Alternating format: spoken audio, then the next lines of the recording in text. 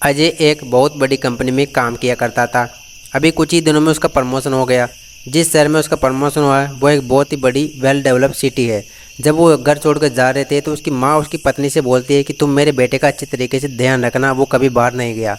वो बोलती है कि माँ जी आप बिल्कुल फिक्र मत करो, मैं इनका ध्यान बहुत अच्छी तरीके से रखूँगी, अब हमें आशीर्वाद दो। ये बोलकर वो शाम की ट्रेन से शहर के लिए निकल जाते हैं। ट्रेन में बैठे बैठे अजय अपनी पत्नी से बोलता है कि मम्मी ने आपको बोला ना कि मेरा ध्यान अच्छे से रखना। ये बोलकर वो उसकी पत्नी शर्मा जाती है।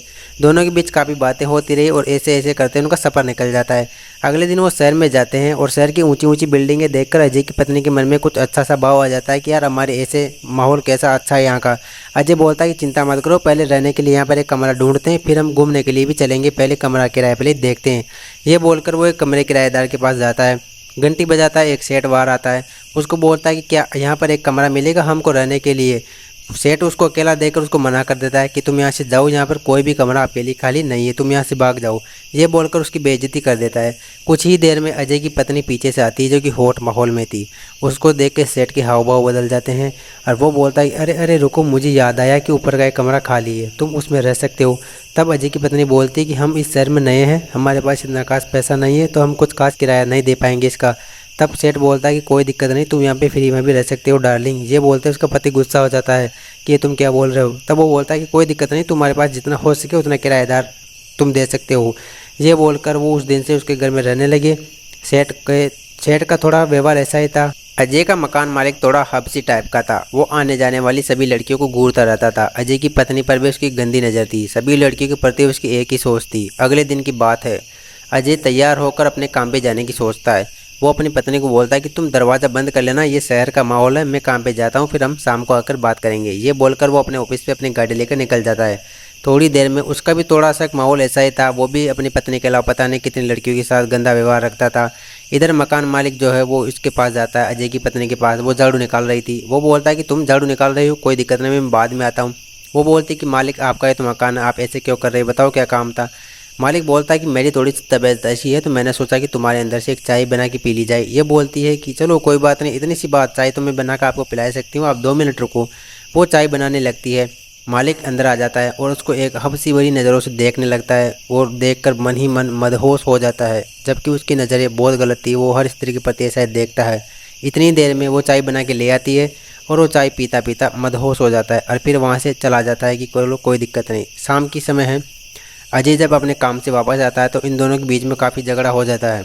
बहुत तेज़ तेज़ आवाज़ें आने लगती है। तभी मकान मालिक आ जाता है कि क्या हुआ भाई, आप दोनों कैसे बिल्लियों की तरह लड़ाई कर रहे हो।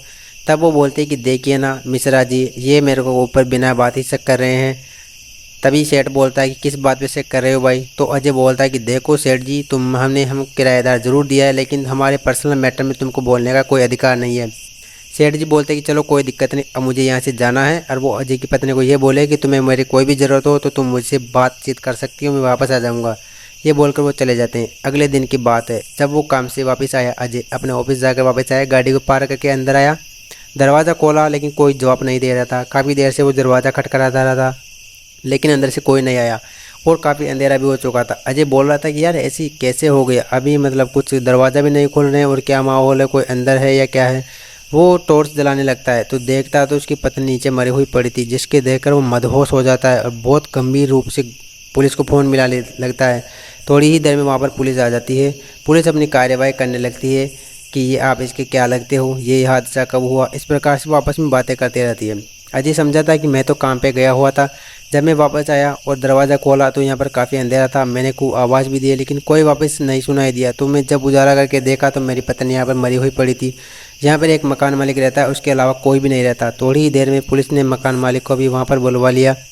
मकान मालिक से पूछताछ की गई कि अजय तो काम पर गया हुआ था, तुम तो यहीं पर थे, तुम्हें तो कुछ पता होगा।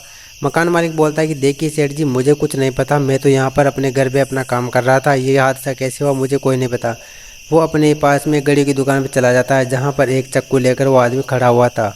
दरअसल मकान मालिक थोड़ा हवसी टाइप का था। वो अजय की वाइफ के कमरे के अंदर जाता है, वहाँ से अपनी घर की चाबी से उसका दरवाज़ा खोल लेता है और वो अंदर की तरफ प्रवेश कर जाता है और उसकी पत्नी के साथ जोरा ज़बरदस्ती करने लगता है। दरअसल वो हवसी टाइप का था, उन दोनों के बीच में अच्छा प्रेम का था।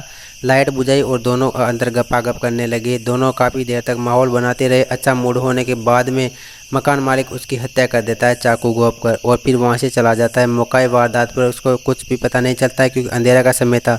अगले दिन वो पुलिस वहाँ पर आती है और पूरी पूछताछ करती है और मकान मालिक को पुलिस पकड़ कर ले जाती है और फिर ऐसा दोबारा कहीं भी नहीं हुआ वहाँ पर।